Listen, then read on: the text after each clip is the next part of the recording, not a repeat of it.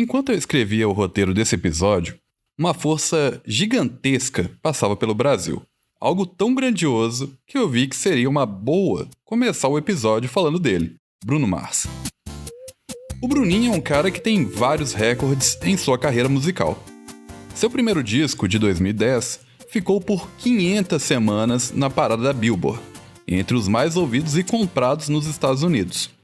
Uptown Funk, música que ele gravou com o produtor Mark Ronson, tem mais de 4 bilhões de views no YouTube e é um dos maiores hits dos últimos 10 anos. Outra curiosidade sobre essa mesma música é que ela é considerada uma das 10 maiores da história, à frente de clássicos dos Beatles, por exemplo. Rapaz bom de música e de malemolência que só, Bruno Mars é considerado o novo Michael Jackson, o que pode ter lá sua pitada de exagero, ou não, mas aponta algo claro. Bruno Mars é pop. Muito pop. O que abre caminho para a pergunta: o que é ser pop? Bem, se eu tentasse explicar o que é pop em um tweet daqueles antigos, com 140 caracteres, eu diria que pop vem de popular. Logo, tudo que é popular é pop. Simples assim. Agora, se eu puder tentar explicar o pop em uma thread, dá pra ir mais longe. Pop é aquilo que é popular, sim. E popular é aquilo que pertence ao povo. Precisa ser algo geral, comum.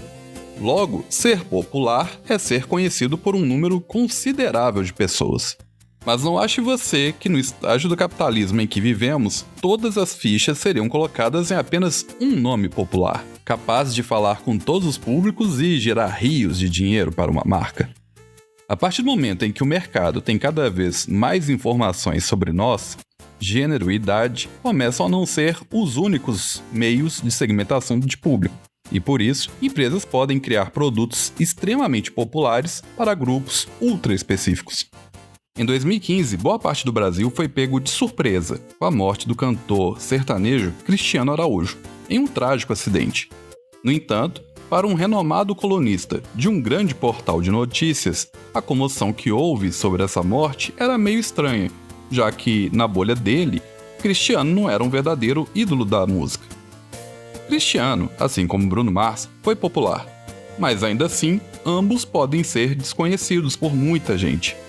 Na história de hoje, vamos começar falando sobre quando a produção de games em Minas começa a se tornar, não sei se pop é a palavra certa, mas com certeza menos desconhecida. E de quebra, vamos entender como a pirataria e as game houses ajudaram o mercado de jogos digitais a se tornar realmente popular. Meu nome é Kelson Douglas e essa é a primeira temporada do Fase 2. Episódio de hoje, Populares. Na primeira metade dos anos 2010, Minas Gerais começava a dar seus primeiros passos mais firmes na indústria de games. Eu conversei sobre esse momento com o Raoni Aldrich, hoje produtor na Lumen Games e ex-professor de Game Design na Universidade de FUMEC. Aqui em Minas, cara, a gente tinha algumas empresas, né, que começaram nesse movimento pioneiro, e essas primeiras empresas eram universidades, que foram visionárias demais em identificar que existia um potencial mercado para o futuro, sabe? Então, a primeira delas foi a PUC, cara. A PUC começou em 2006 e depois veio a FUMEC em 2007. Ambos cursos de design de jogos, né, e esses cursos foram a catapulta aqui para o ecossistema, né? E com a chegada desses cursos, mais e mais empresas foram nascendo. Nessa época teve Luzes, depois a Gas Games, foram empresas que foram chave assim, para todo mundo se empolgar de fazer, né? A Gas Games, que o Raoni comentou, foi a primeira empresa do Ronaldo Gazel, que esteve com a gente lá no primeiro episódio do Fase 2. Vou deixar a bola novamente com ele, dessa vez para falar sobre essa experiência à frente do negócio de games. Em 2009 para 2010, eu resolvi em 2010 montar a minha empresa de games. Mas eu falei, vou vender um apartamento, que era o único bem que eu tinha, cara. Eu tinha um apartamento de um quarto só, na Rua Guajajaras, pequenininho para kitnet, mas eu falei, bicho, isso aqui, né? Eu tô afim de mudar de ramo, eu sempre gostei de games, tinha vários amigos que me incentivaram. Eu montei a Gas Games na época, essa empresa existe até hoje, eu vendi minha parte lá e tal, mas aí eu montei. Mas valeu cada centavo, velho. Nossa, se você for ver um dinheiro bem investido, foi esse. Sabe por quê? Porque começou a ter esse monte de coisa acontecendo junto. Eu comecei a receber os primeiros funcionários, eu pagava eles tudo na carteira, tudo direito. comprei equipamentos de qualidade, sabia que não dava para fazer. Eu queria fazer, já que eu estou abrindo a empresa e vou gastar essa grana, já era fundo perdido para mim. Eu pensava assim, se acabar essa grana e não der certo, para mim tá ótimo, velho. Eu vou fazer a empresa de game que eu acho certa. O lugar era legal, os computadores eram de última geração, era bom pra cacete. Eu sabia que o negócio era de ver game, porque eu ia aproveitar o meu background de publicidade, evidentemente. E aí pintou o primeiro game nosso com a Iveco, que foi o Iveco Eco Driver. Foi bem no começo de 2010. Eu lembro direitinho quanto custou hoje. Tipo, hoje seria uma grana, se fosse fazer a correção toda, porque isso tem 13 anos, né? Foi tipo, acho que R$18.000. Era muita grana. Se fosse passar para hoje, acho que seria coisa de 50 pau, uma coisa nesse sentido, assim, em matéria de projeto. Isso foi uma sensação tão maravilhosa, cara. Eu tava vendo no primeiro jogo, era com Kinect, que surgiu também isso nesse momento. Tinha essas possibilidades, né? E ao mesmo tempo surgiu o talk da Jenny McGonigal, em 2010 também, que falava sobre gamificação, assim, pela primeira vez, assim, popularmente falando. I'm Jane McGonigal. I'm a game designer. I've been making games online now for 10 years, and my goal for the next decade is to try to make it as easy to save the world in real life as it is to save the world in online games. Então juntou tanta coisa e eu comecei a receber só demanda de gamificação, cara. Uma das pessoas que trabalhou com o Gazel foi o próprio Raoni, que logo resolveu encarar esse meio dos games com sua própria empresa. Eu, inclusive, acabei abrindo minha própria empresa nessa época, um pouquinho depois, que era a Mopix Games. Antes de mim veio a Plug Boom, a Long Hatch House veio um pouquinho depois, e na sequência veio a TDZ Games também. À frente da TDZ Games estavam os irmãos Daniel e Thiago Zaidan. Para saber mais sobre os jogos criados pela empresa, eu conversei com o Thiago para esse episódio do Fase 2. Meu nome é Thiago, eu faço jogos, sou formado em ciência da computação, também tenho uma pós em gestão de negócios. A pós foi até legal, porque eu fiz justamente depois da TDZ Games, depois que a gente não conseguiu sobreviver como empresa ali, eu falei, deixa eu ver se eu vou aprender alguma coisa ali. Apesar desse spoiler aí, vale a pena ouvir a história do Helios Hunt, jogo lançado pela TDZ Games em 2017, antes da empresa fechar as portas, e que foi parar em vários videogames modernos. O Paulo Souza, que era evangelista da Epic, que é a Unreal, né? A Epic Games, que faz a ferramenta Unreal que a gente usou. Ele veio aqui na nossa empresa, aqui em BH, um dia. O trabalho dele na época, ele ainda está até hoje, né? Na Epic Games. Naquela época ele tinha um trabalho de evangelista. E como é que era esse trabalho de evangelista, né? Era entender o que está sendo feito aqui no Brasil, de jogos. E ele veio aqui, e aí ele viu, já era Helios Hunt naquela época, e ele falou assim, olha gente, por que vocês não vão num evento de jogos? Por que vocês não vão participar, conhecer outras empresas? E aí ele falou do Bring, que era o evento que organizado até pelo pessoal da Behold, que também é uma empresa aqui do Brasil super consolidada, e era lá em Brasília. E a gente foi lá. Em Brasília mostrar, a gente teve um stand e a gente mostrou o Helios Hunt lá, e daí esse evento foi um grande marcador, porque a gente estava desenvolvendo muito ainda sem saber como que a gente ia lançar. Lá a gente conversou com outras empresas que já tinham lançado, e a gente conversou sobre isso, sabe? E aí foi aí que a gente descobriu que a gente pode ser parceiro do PlayStation, do Xbox, como a gente lançar na Steam. Foi muito conversando com outros desenvolvedores mesmo, eu tinha esse conhecimento em outro lugar. Como virar parceiro da Sony? Manda um e-mail mostrando seu jogo. Então a gente mandou um e-mail para a Sony, mandou um e-mail para a Microsoft, e a gente foi vendo, a gente foi conseguindo, a Sony falou, o jogo tá ficando legal, vocês estão gostando, e a gente começou a participar de mais eventos, começou a levar o Helios em outros lugares, e aí o nosso grande negócio foi que a gente foi percebendo depois que aí no início ainda a gente tinha muito aquela cabeça de, nossa, a gente lançar, a gente vai conseguir sobreviver como empresa. A gente até fez um Kickstarter, e aí o Kickstarter que a gente fez não deu certo, a gente começou a tomar um choque de realidade, e aí na hora que a gente lançou o Helios, ele não foi, ele não deu o dinheiro suficiente que a gente precisava, sabe? Naquela época a gente já tava sem dinheiro nenhum, a gente tava, nossa senhora, o negócio tava totalmente difícil a situação, e aí como ele não deu esse dinheiro, a gente teve que desfazer a empresa, mas aí meu irmão a gente continuou mais um tempo, fazendo outros jogos. A gente até, no finalzinho da TDZ, ainda como último respiro, a gente fez um jogo de realidade virtual em 3 meses pra gente tentar, que chama Poema VR, né, que a gente já tinha tudo no jeito lá, a gente, era um projeto que tava na moda, aquele negócio de montanha-russa dentro do shopping, esse tipo de coisa. A gente fez uma experiência do folclore brasileiro, então você colocava a realidade virtual e passeava pelo Rio Amazonas, encontrando as lendas do folclore brasileiro. Na graduação fiz poucas e boas, tentando caçar como fazer jogos e tal. Sobrou eu e o Lucas. Esse é o João, da Long Hatch House, que esteve no primeiro episódio aqui do documentário e agora volta para contar como foi a experiência de criar o primeiro game da sua empresa, o Magenta Arcade, junto com seu sócio, o Lucas. Falando de jogos, a gente juntou para fazer um jogo A gente já tinha juntado para fazer um jogo e era sempre mirabolante, nunca dava certo. Foi a terceira vez que a gente tentou fazer isso na graduação e a última, né, que a gente ia formar com certeza. A gente foi bem mais pé no chão dessa vez. Foi eu e o Lucas só, a gente tentando, não, vamos lançar, vamos fazer. E teve a Copa do Mundo de 2014, né, que era tipo umas férias pra gente. A gente não terminou o jogo na Copa do Mundo, mas a gente conseguiu trabalhar bastante. A gente ia no laboratório da UniBH, lá no Buritis.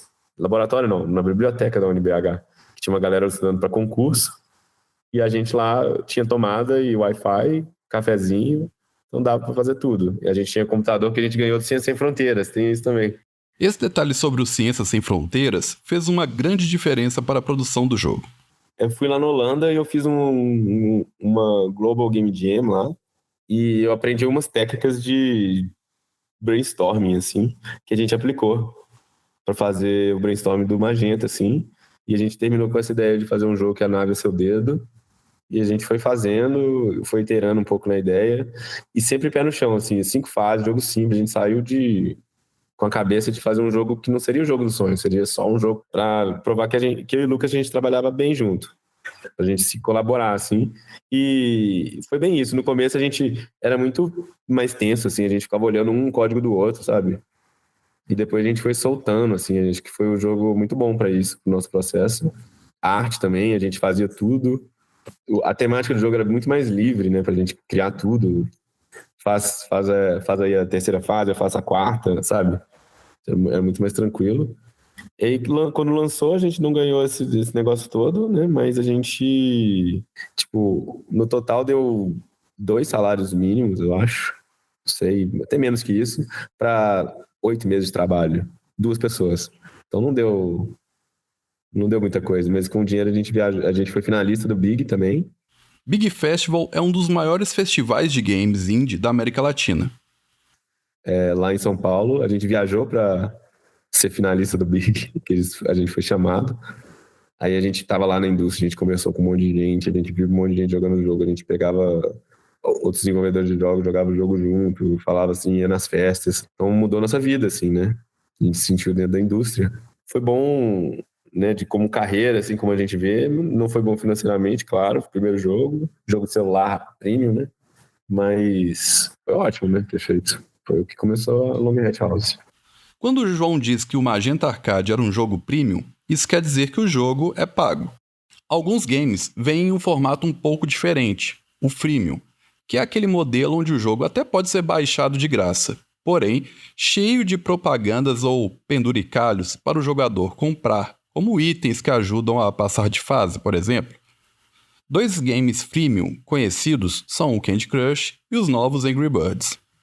Vou aproveitar o momento para deixar por aqui uma dica. Se você não conhece o Helios Hunt, o Magenta Arcade ou qualquer termo que surja por aqui no podcast, acesse podcastfase2.com.br para conferir imagens, vídeos, textos e até um glossário para aprimorar a sua experiência com cada episódio. Agora, voltando para a história, o lance é que, ainda que tivessem várias empresas de games aqui em Minas, faltava um ingrediente para que a cena se desenvolvesse melhor. A área de jogos, ela sempre, desde que ela começou no Brasil, ela sempre foi vista como joguinho, vou usar o termo como muitos sempre falaram, como algo de brincadeira. Esse é o Marcelo Neri, outra figurinha do primeiro episódio. O Marcelo é game designer na Árvore e ex-coordenador do curso de produção de jogos da PUC Minas. O que eu vejo, independente de ser em Minas ou não, isso acho que é genérico para o Brasil como um todo, é que a associação das empresas pode ser através de um órgão específico, como a Abra Games, por exemplo, ou mais localmente, como a gente tem em Minas também, isso sempre facilita o crescimento de qualquer área, porque são esforços que se unem dentro de um mesmo propósito para crescimento mútuo, né, conjunto, e essa união de esforços, essa sinergia, ela sempre vai ser produtiva para todos.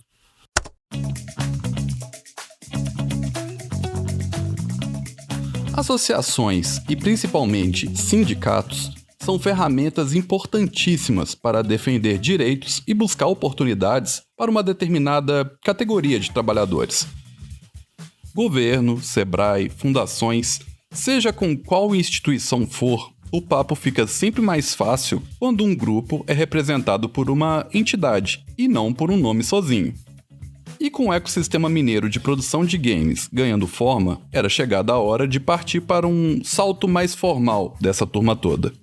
Sobre isso, eu perguntei para o Raoni como aconteceu a criação da Game, a Associação Mineira de Jogos Digitais. Tudo realmente começou da gente se sentir um ecossistema de verdade quando, em 2015, um dos meus ex-alunos na universidade, o Vitor Leão, criou um evento chamado Mind, que era Minas Indie Games, nosso point de encontro dos devs. Infelizmente, eu não consegui conversar com o Vitor para esse episódio, mas encontrei um áudio com uma participação dele falando sobre o Mind na Rádio FMG Educativa em 2015. Eu fui mostrar um jogo que eu estava fazendo solo em São Paulo, em Brasília, e eu conheci o pessoal que organiza os eventos nesses dois lugares também. E aí eles sempre me perguntavam como que estava a cena indie aqui em Belo Horizonte, e eu sempre falava que não tinha cena indie, o pessoal não se organizava. Mas meio que eu fiquei com um pouco de vergonha de ter que ficar respondendo isso. E aí no início desse ano eu resolvi criar um evento no Facebook, chamei todo mundo que eu conhecia e acabou que a gente encheu a casa, deu mais de 100 pessoas já no primeiro evento. Então foi um sucesso, tem aumentado o número a cada evento. E Vitor, como é que funciona a Mostra Mind? Há alguma restrição de participação quanto à fase de desenvolvimento do jogo? Que tipo de jogo pode entrar? Olha, não existe restrição nenhuma, você pode mostrar o seu jogo desde que ele seja jogável, né? Pode ser um protótipo, pode estar começando. E o jeito é bem simples, cada desenvolvedor leva seu próprio computador, o laptop, e lá vão ter mesas onde o desenvolvedor vai poder fazer o setup dele, chegar, ligar o computador e deixar o pessoal jogando, e poder trocar ideia com os outros desenvolvedores e testar os jogos deles também. E foi no Mind que começaram as primeiras conversas nesses bate-papos lá, cara, da gente, e aí se a gente fosse uma associação e tal, mas ninguém, tipo assim, ninguém acabou levando isso muito pra frente nessa época, 2015. Algumas empresas daqui começaram a ter oportunidades maiores. A Plug Boom foi pra Malásia, passou num programa de aceleração internacional. O Gabriel Coutinho, né, da Plug Boom e o sócio dele voltaram super, o Francisco, o Chico, voltaram super empolgados da Malásia, me cutucaram e me falaram tanto para ir. Acabei me inscrevendo, fiz o processo todo, fui selecionado, fui para lá também, e na minha volta, cara, eu voltei tão empolgado quanto eles. E eu cheguei pra galera aqui no nosso grupo de WhatsApp e falei assim: pô, galera, e aquele papo de associação? Vamos fazer alguma coisa. O Raoni foi o presidente da Game logo no comecinho. O Thiago Zaidan, da TDZ, esteve um tempo como vice-presidente da associação. E, ao longo de anos, várias pessoas desenvolvedoras também passaram pela frente da associação, representando essa cena de produção de games em Minas. Eu sou desenvolvedora de jogos por formação e por paixão. Essa é a Clara Luna, que além de profissional do setor de jogos e entretenimento, já esteve à frente da Game. E aí eu já fui diretora financeira da Associação de Jogos, né, no mandato durante a pandemia. A Clara me contou algo interessante sobre a associação que rolou durante um dos momentos mais tensos da pandemia. Como é que a gente vai fazer agora que tá todo mundo preso em casa, a gente não pode sair muito? E aí foi muito difícil pra gente. A gente começou a se concentrar os esforços muito no Discord. A gente tinha canais lá que a gente tem o Prosa de Terça, que é um evento no Discord que a gente entra toda terça às 7 horas para conversar, trocar ideia. Se alguém quiser entrar e mostrar o jogo que está desenvolvendo, fica aberto para isso. Se alguém quiser tirar uma dúvida sobre publicação, pergunta lá. E foi muito legal, né, para a gente poder ter esse contato de continuar conversando, cada um da sua casa. E foi um momento que a Game foi mais mineira, né? Foi menos concentrada na capital, porque a gente também tinha esse esforço, porque tem núcleos no interior, né? Tem em Uberlândia, Uberaba, tem em Patos, tem Itajubá, tem outros lugares que tem núcleo de pessoas desenvolvendo jogos em Minas. E foi o momento que a gente conseguiu juntar mais pessoas de longe no servidor, né? Por não ter essa barreira física, teve essa reação, né, não esperada, teve essa consequência não esperada, e a gente conseguiu realizar. Acho que foi uma das coisas mais legais que a gente fez. A gente tem a nossa Game Jam da associação. Game Jam é uma espécie de gincana, presencial ou online, onde quem participa precisa entregar um game prontinho em questão de poucos dias ou horas. A gente conseguiu juntar representantes de todas essas cidades que eu falei, que a maioria tem cursos. Se não tem cursos de jogos, tem uma extensão, um projeto de extensão na faculdade de jogos. Além de representar os associados, a Game também exerce um papel político em Minas. Eu acho que é muito importante ter a Game, ter a associação das empresas de jogos. Antes que eu me esqueça, hoje o João também integra a diretoria da associação. Agora começou a Lei Paulo Gustavo, a gente se juntou para ajudar a redigir como é que seria o edital. Antes do Paulo Gustavo teve uma BH nas telas, né? E eles pegaram o que a gente recomendou e colocaram tudo, assim. E a gente fez em conjunto, todo mundo lendo, fazendo junto o que tinha, usando as nossas necessidades, sabendo o que a gente já tem a experiência de saber quais são as nossas necessidades perfeito, como que o governo pode ajudar melhor nossa indústria, né? Pô, importantíssimo ter essa voz, ter o governo ter para quem falar, a gente ter para onde, a voz para falar também. Por exemplo, isso também está em disputa, né? Agora teve aquela PL lá do Kim Kataguiri, e se a indústria de jogos não tiver voz, aquele negócio passa e piora a nossa indústria. O negócio joga a nossa indústria mais para baixo, que já tá, que não tem nada, né? Então, precisa mesmo, não tem como. Tem que ter isso, tem que ter gente preocupada. Esse projeto de lei a que o João se refere é o Marco Legal dos Games, um PL que sofreu diversas críticas do setor produtivo de jogos digitais, incluído da Game e da Associação Brasileira das Desenvolvedoras de Games, a Abra Games.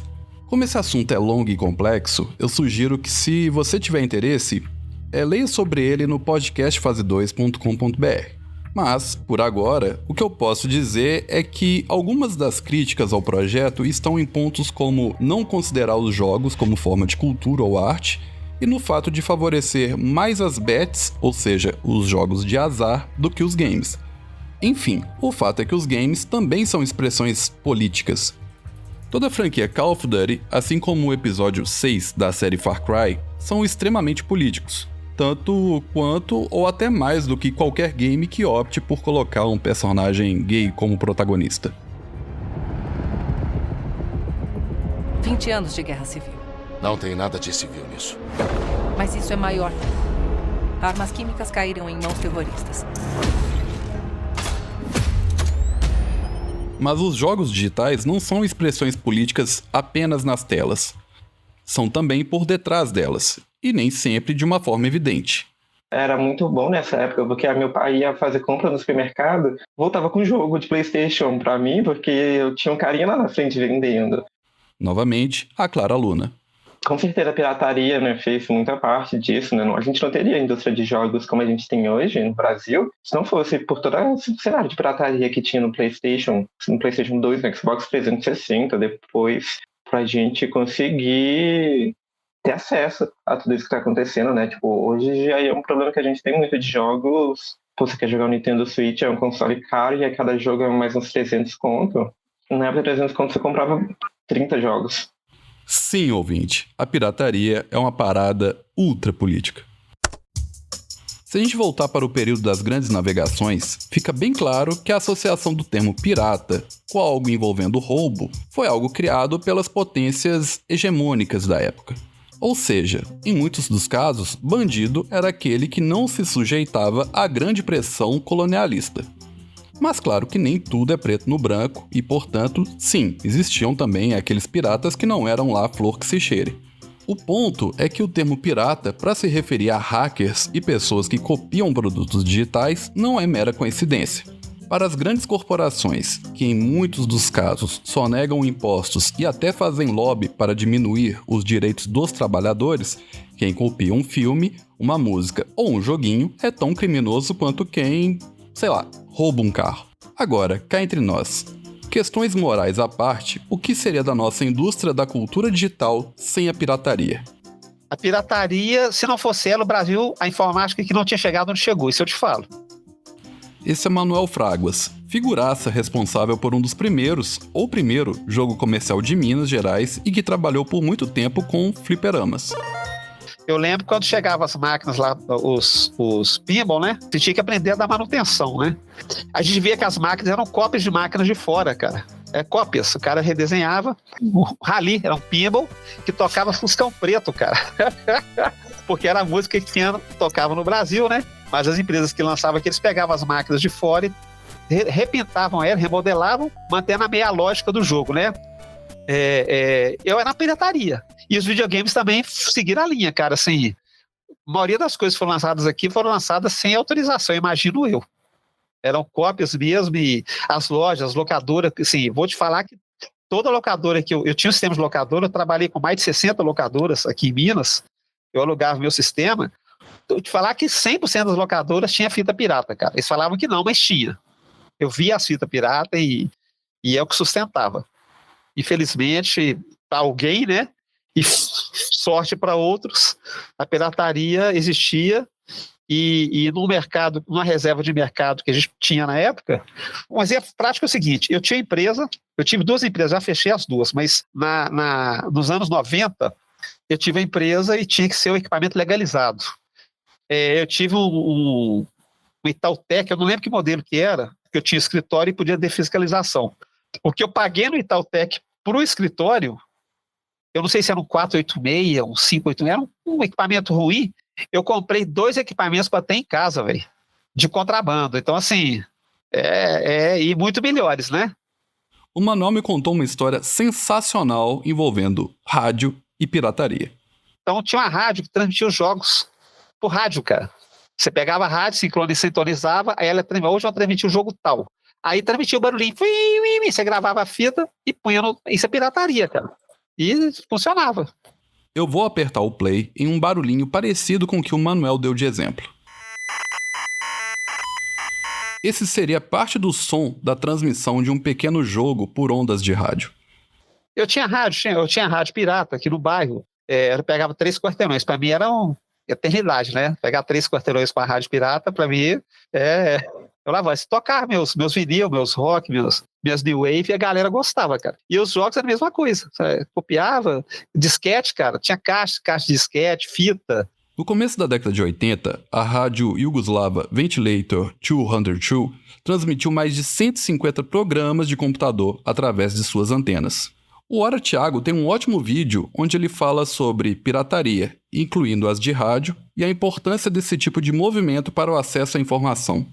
A Revolta da Páscoa foi uma rebelião na Irlanda, protagonizada por republicanos que lutavam contra o domínio britânico na região. E uma das primeiras transmissões de rádio pirata da história aconteceu com o objetivo de anunciar para a população local, para os rebeldes, que a República da Irlanda havia sido declarada. No decorrer do século XX, várias rádios piratas foram pipocando ao redor do mundo, ameaçando a hegemonia da mídia tradicional. Uma delas se chamava Rádio Mercur, que era transmitida de um barco pesqueiro na Dinamarca. Provavelmente é por isso que o nome pirata pegou como sinônimo de transmissão clandestina. É uma referência a navegações clandestinas. Essas transmissões eram, em parte, uma forma de ativismo político. Era uma maneira de levar para as pessoas, o povo, uma informação que estava sendo suprimida pelas elites. E talvez você esteja pensando que supressão é uma palavra muito forte e só poderia ser aplicada a ditaduras terríveis como China, Coreia do Norte, Venezuela, Cuba. Mas existem muitas maneiras de suprimir uma informação. Quando você coloca uma notícia de interesse público por trás de um paywall, você está bloqueando o acesso à informação para quem não pode pagar por ela. Isso sem falar em recorte, enfoque, distorção de dados e publis não sinalizadas. Seja no rádio, na TV Cruz ou no computador do milhão, a pirataria está muito relacionada à democratização da informação e da cultura.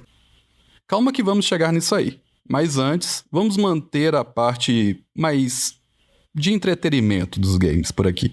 Nossa percepção era a mais inocente possível, cara. A gente não tinha nem noção do que era uma pirataria, sabe? Pelo menos a percepção minha e dos colegas próximos é que, por exemplo, principalmente no caso do cartucho, que é até uma mídia física, que é uma coisa teoricamente muito mais difícil de piratear, né, do que uma mídia que é uma fita cassete, que é um trem genérico que você copia uma forma de áudio, não é uma fita cassete que você encontra em qualquer lugar. Cartucho não, né? Você não vai na farmácia e compra um cartucho e consegue gravar um jogo nele. Você grava no EPROM, né? No chip. EPROM é um tipo de chip utilizado em impressoras e cartuchos para manter uma informação salva na memória, mesmo se o aparelho estiver desligado. Então, um troço assim, todo cartucho que aparecia era um cartucho válido, não fazia a menor ideia a gente não tinha noção de quanto isso, quanto é que custava na gringa, até porque, o que acontecia? Comprar cartucho aqui no Brasil não era uma coisa muito barata, não. Então a gente comprava muito cartucho paralelo. Era muito comum você acabar comprando dentro das próprias locadoras. Porque como você não conseguia comprar isso muito bem em algumas lojas mais normais de shopping e tudo, né? Mas loja de áudio e vídeo, loja de coisa, você comprava os cartuchos pirata, tudo mais barato. Eram preços muito mais acessíveis. A gente nunca imaginou que havia esse processo de pirataria. A gente achava que, pelo fato de você ter comprado um videogame, que já era caro pra caramba, meio que te dava o direito a jogar qualquer coisa que aparecesse na sua frente. E não queria saber exatamente o que estava, né? Tipo assim, os caras eram Robin Hood, na verdade, porque o Brasil também a gente era meio pobretão. Eu lembro que a Brasoft era uma empresa aqui nacional que foi uma das primeiras a tentar vender cópia. E no caso, a gente está falando mais especificamente de PC mesmo, né? De computador mesmo. Que no caso, o CD-ROM de computador, né? A Brasoft, eu lembro no início dos anos 90, começou a tentar vender, só que, saía caro, né, cara? Saía muito caro, assim, pra gente que estava habituada a copiar um negócio de graça, a gente até queria, né? O pessoal o mercado tentava ressaltar as vantagens de você ter um manual, você ter uma garantia daquele troço, né? Fazer tudo legalmente, mas a maioria das pessoas já vinha com a cultura de reserva de mercado. Imagina, tá todo mundo anestesiado já de uma realidade chancelada pelo governo, inclusive, de que era tranquilo de copiar mesmo na tora as coisas. Então, por que eu ia me sentir culpado, né? Mas aí, com o CD-ROM, a gente tinha um pouco mais de consciência, mas ainda assim, era maravilhoso. Você queria mesmo era copiar e piratear ao máximo mesmo, e era bom demais o CD-ROM. Essa era a sensação, não dá para ser hipócrita nesse sentido, né? Tipo assim, ai meu Deus, a quantidade de jogo que começou a pintar quando o PC, depois do Doom, o PC, assim, antes de Doom e depois de Doom, porque antes de Doom os jogos de PC eram considerados totalmente monótonos, chatos, tipo point and click, era só os adventures point and click da LucasArts, ou então um joguinho, um simuladorzinho, um Falcon, um simuladorzinho de jogo. PC não era, a gente olhava com desprezo o PC para hora de jogar.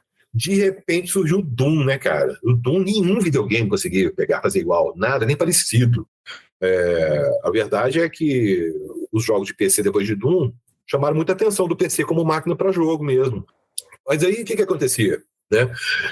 A gente ia para casa de um brother que tinha conexão. Nessa época coincidiu também de ter BBS, de começar a ter internet, mas na BBS já começava, a pirataria já começava na BBS, antes da internet, tá?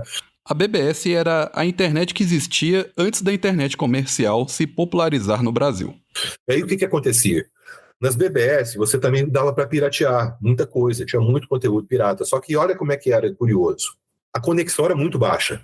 Então eles pegavam assim um jogo e usavam aquele compactador, o ARJ, principalmente o ARJ, né, RJ, e dividia aquele arquivo em, sei lá, 200 partes.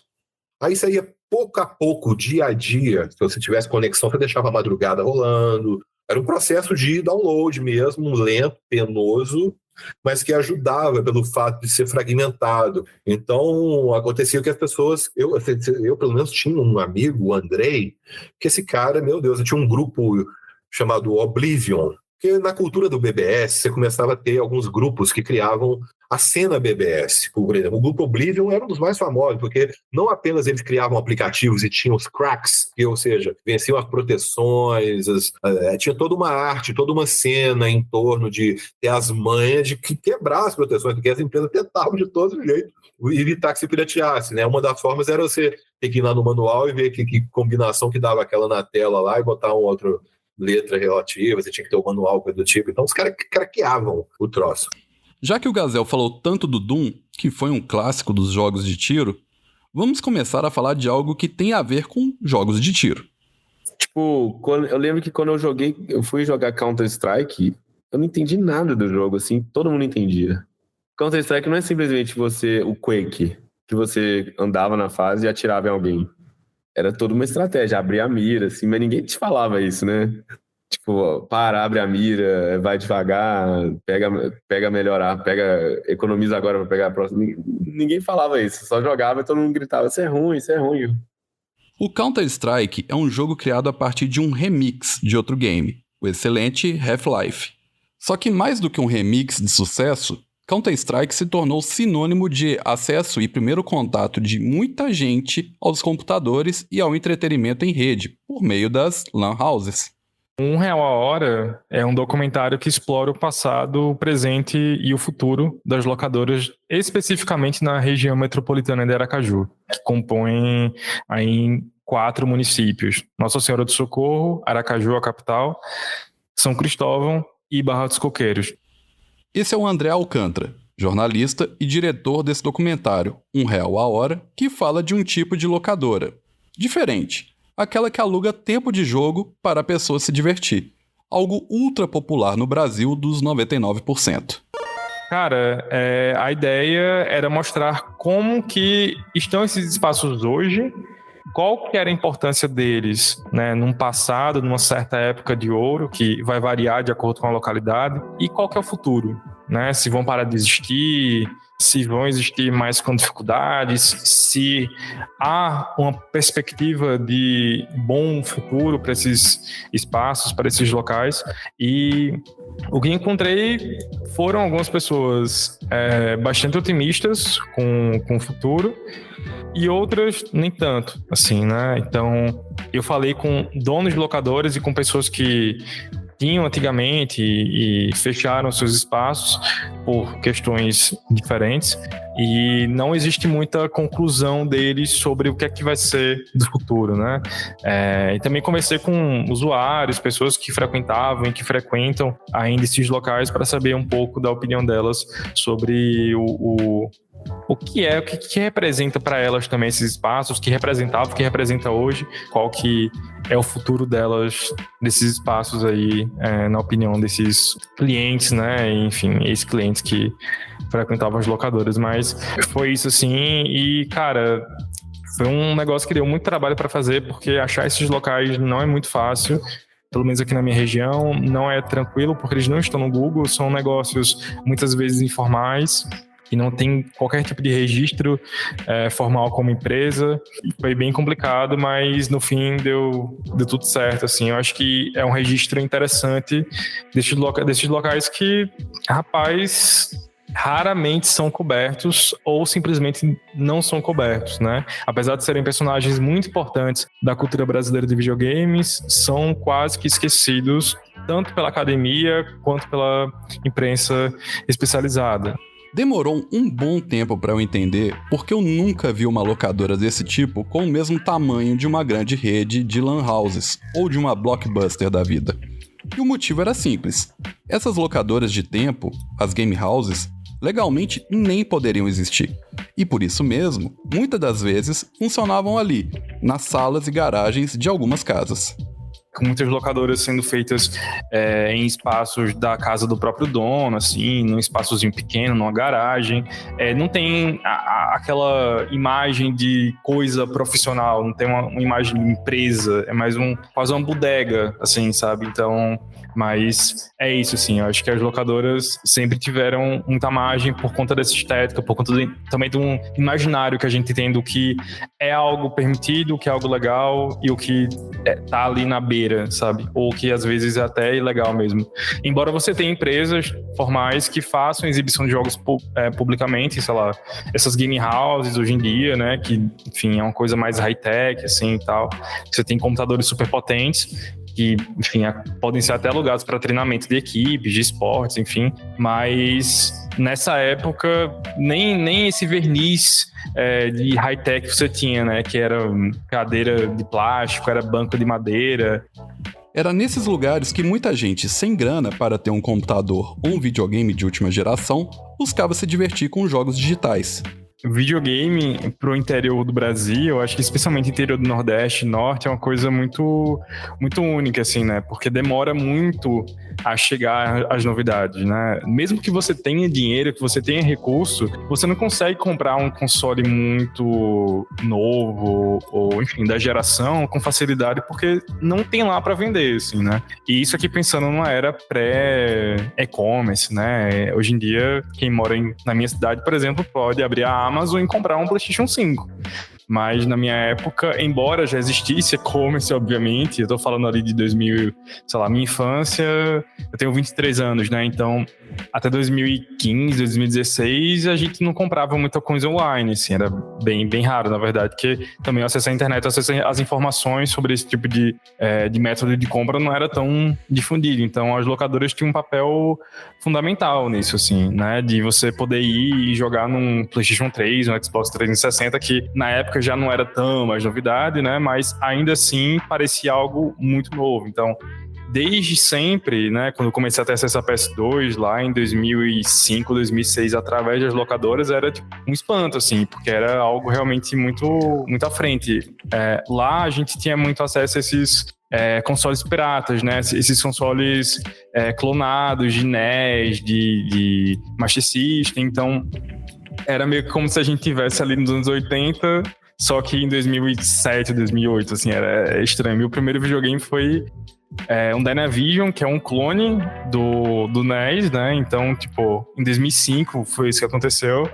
Meu pai me deu um e tal, e parecia que, assim, eu tava em 1986, né? Olhando em retrospecto, só que eu tava em 2005, ali já perto do lançamento do PS3, do Xbox 360. Então, as locadoras tinham um papel fundamental de promover o acesso a jogos, né? Que talvez seja a principal função delas, uma das principais funções até hoje, né? De permitir que você tenha acesso a algo que não necessariamente você pode comprar, mas que você pode chegar lá e pagar R$1 para jogar X tempo, enfim.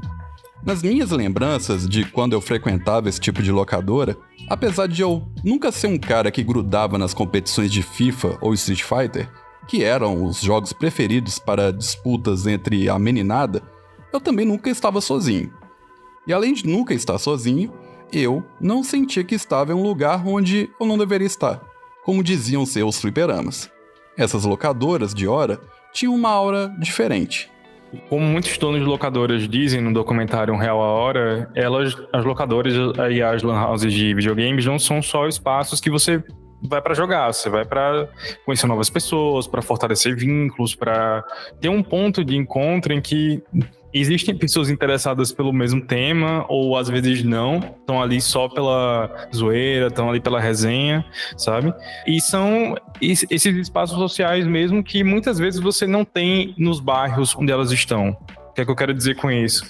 Muitas vezes você tem uma locadora que está localizada no bairro periférico que não tem uma praça, que não tem uma quadra, que não tem uma casa de cultura, que não tem nenhum tipo de espaço de lazer, né, para você ir no fim de semana ou ir no seu tempo livre. E o que é que sobra, né? As locadoras. O que é que sobra? Lan house. Então, elas cumprem muito esse papel também de suprir as demandas locais da população que não tem acesso a nenhum tipo de lazer, nenhum tipo de espaço público destinado para isso. Muitas vezes nem espaços privados mesmo, né? A gente está falando de periferia. Periferia não vai ter um shopping enorme com várias opções para você ir, mas é muito isso, assim. O que eu observei foi justamente as pessoas indo não para jogar muitas vezes, mas para ficar lá conversando, enfim, tendo acesso a jogos de alguma maneira que não seja jogando, porque às vezes não tem dinheiro para pagar pela hora, pela quantidade de horas ou de tempo. Também tive acesso a histórias de pessoas que formaram amizades há muito, muito tempo, que continuam, e tem as locadoras ali como esse elo, né, de fortalecimento desses vínculos, ou mesmo de criação, né, que é muito comum. Essa é uma parada muito comum, mas para além dessas questões de relações de amizade, tem muito também uma espécie de creche ali informal, né? Porque quando você tem muitas crianças, o papel de adulto fica por conta do dono da locadora, né? Que precisa dizer que, olha, não pode falar palavrão, tem que se comportar de uma determinada forma, não pode brigar, não pode bater no amiguinho.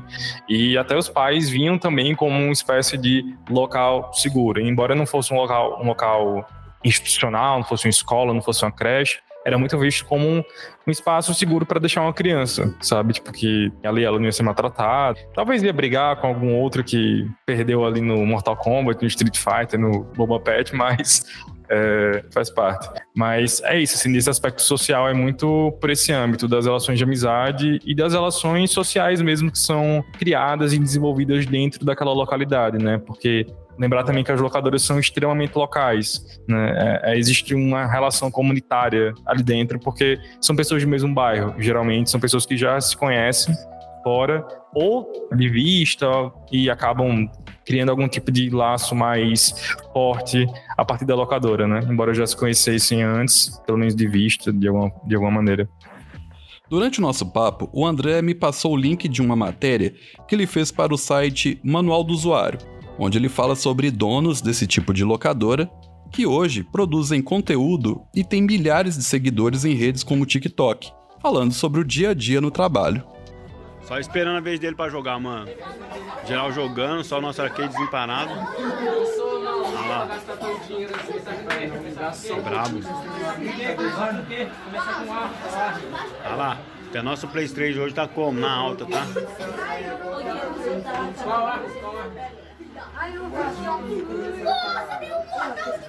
Muito bom, família. Muito bom mesmo. E uma das coisas que eu ainda preciso fazer aqui pra Game House é comprar o segundo controle pro Xbox, beleza? Eu comprei jogos, eu reforcei os jogos, que tinha pouquíssimos jogos do Xbox. Comprei Forza Horizon 5, enfim. Reforcei os jogos que tinha aqui no Xbox. PlayStation 5 fica bem aqui, galera. E aqui é aquela arena que vocês conhecem. Pelo menos assim, nesse vídeo vocês estão vendo ela assim. Vai mudar isso aqui, galera.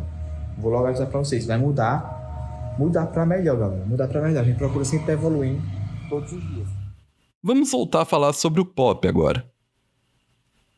Apesar de ter sido um enorme sucesso no começo dos anos 80, antes mesmo do Bruno Mars nascer, a música Tom's Diner, da californiana Suzanne Vega, fez seu maior feito como produto cultural na virada da década para os anos 90, quando pesquisadores alemães utilizaram a versão a capela da faixa para aprimorar o então inédito formato MP3. I'm sitting in the morning at the diner on the corner.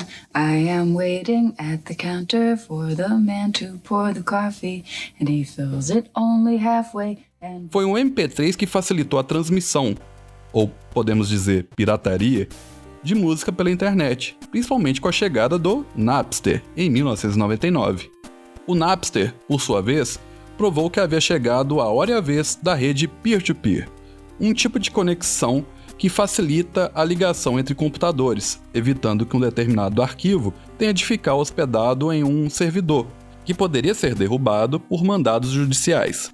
Seguindo essa timeline, ainda sobre a tecnologia, em agosto de 2003 foi lançado, em Belo Horizonte, o Shopping Oiapoque, um shopping popular, que começou com 200 lojistas, muitos deles camelôs do centro da cidade, que por serem camelôs, sofriam com os rapas da polícia e com o preconceito de parte da população. Hoje, o nosso querido Oi tem mais de 1000 lojas, com vários produtos originais ou paralelos, com preços acessíveis, populares, para todos. Mas como os produtores de games independentes aqui de Minas encaram isso? Qual é o caminho deles para driblar os problemas, que também existem, claro, vindos da pirataria? Cara, esse é um pensamento mega polêmico, porque tem o caráter de pirataria furto, né? Pra gente que é desenvolvedor indie, né? Minha empresa mesmo produziu jogos que foram pirateados, e eu tenho uma visão muito aberta sobre o que é a pirataria e a necessidade das pessoas de jogar. Pra mim, cara, ser pirateado é ser visto, sabe? Então é meio que... Cara, a galera tá jogando meu jogo no mundo inteiro, velho. Foda-se se estão me pirateando. Sabe por quê? Esse foda-se, assim, porque eu era um estúdio com um programador nessa época, cara. Não tinha como eu lutar contra 50 hackers. Então, cara, let it be, deixa ser, velho. Deixa a galera jogar meu jogo, eles vão comentar sobre o meu jogo. Se o cara se tomou o trabalho de piratear o meu jogo, ele vai se tomar mais trabalho de avisar pros amigos dele, caralho, velho, olha esse jogo que eu pirateei. E vai acabar me fazendo uma publicidade. Então, assim, o mercado indie, muitas vezes, não sei por todos os meus colegas, mas muitas vezes o mercado indie, ele se alimenta dessa própria pirataria, cara, como uma cultura underground. Eu acho que dentro do ecossistema, cara, a maioria de nós, assim, vê a pirataria como um problema também, né? Porque vem desse movimento da gente roubar o que não é nosso, cara, que moralmente é inaceitável, tá? Na minha opinião, e na opinião de muitos dos devs daqui, cara, que eu conheço, né? Por outro lado, cara, alguns ecossistemas começaram a romper com o problema da pirataria. A pirataria, velho, ela foi e é um problema para as empresas grandes que vendem jogos caríssimos, sabe?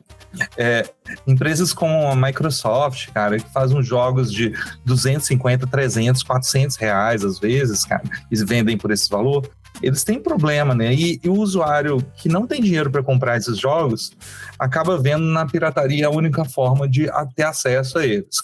Para o mercado indie, o ecossistema mobile, cara, você compra um jogo por R$1, velho, $1. Você compra um jogo por $1, cara. Quando você compra um jogo por $1, não faz sentido muito você perder o tempo, gastar horas pirateando um jogo que você pagou pouquíssimo, cara. Então, o mercado mobile, principalmente, cara, muito mais até do que a Steam, ele é responsável por uma ruptura nesse pensamento aí de vamos piratear. Muitas pessoas no mobile começaram a pagar, né? O mercado do iPhone e do Android, né?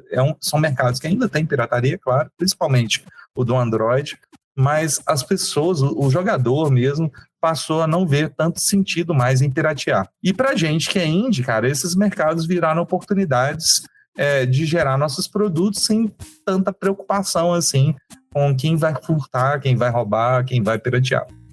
No final, a discussão sobre copiar ou não copiar é bem longa e tem várias nuances. Porém, não dá para negar que, além de facilitar o acesso aos games, a pirataria também aumenta o funil de pessoas que podem, futuramente, deixar de ser apenas consumidoras para se tornar produtoras de jogos, aumentando a pluralidade da indústria nacional de games. O mesmo vale para o cinema, para a literatura, para a música. A questão é, como fomentar esse acesso sem ser por meio da ilegalidade? Mas essa dúvida eu vou deixar para você pensar a respeito.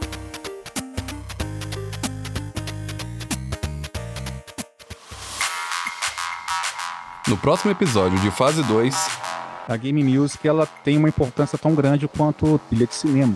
Ela é a conexão máxima do jogador com o jogo, né? Então, assim, um jogo sem a trilha, ele deixa de passar muita coisa, né?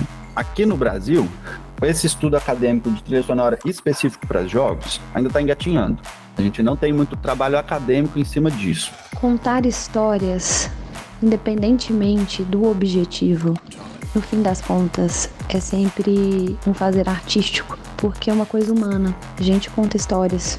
Quando a gente fez o Dandara, a primeira coisa que a gente pensou foi um jogo com um cara lá no espaço, que não tinha gravidade, fuzilando alienígena, né, defendendo a Terra, assim. Com a pandemia, o trabalho remoto aumentou, né? Ainda que com um viés, né, não é para o total da população, é até um número relativamente baixo, mas de fato fez com que, se as pessoas pelo menos não saíssem, se mudassem, né, para outras cidades menores ali. O Inatel, que é uma faculdade muito importante aqui no sul de Minas, tudo promoveu uma Game Jam e a gente foi lá e participou com um projeto nosso que está em desenvolvimento já faz algum tempo e ele vai ser assim nosso primeiro jogo de entretenimento.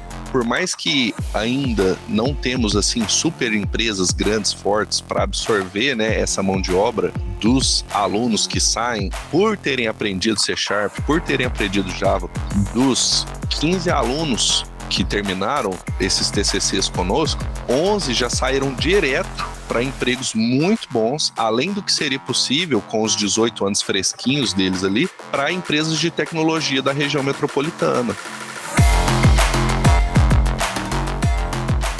O Fase 2 é um podcast independente, que conta com o apoio da Rádio Inconfidência da empresa mineira de comunicação, a AMC. Esse episódio usou áudios de Bruno Mars, TED Talks, Rádio FMG, Scott Holmes, Pixabay, Hora Thiago, Trio Parada Dura, Doom, Suzane Vega. Aproveite e siga o Fase 2 no app da Rádio Inconfidência, no Spotify, Deezer, Amazon Music, YouTube ou no seu agregador favorito. Ah, e deixe 5 estrelas para esse episódio.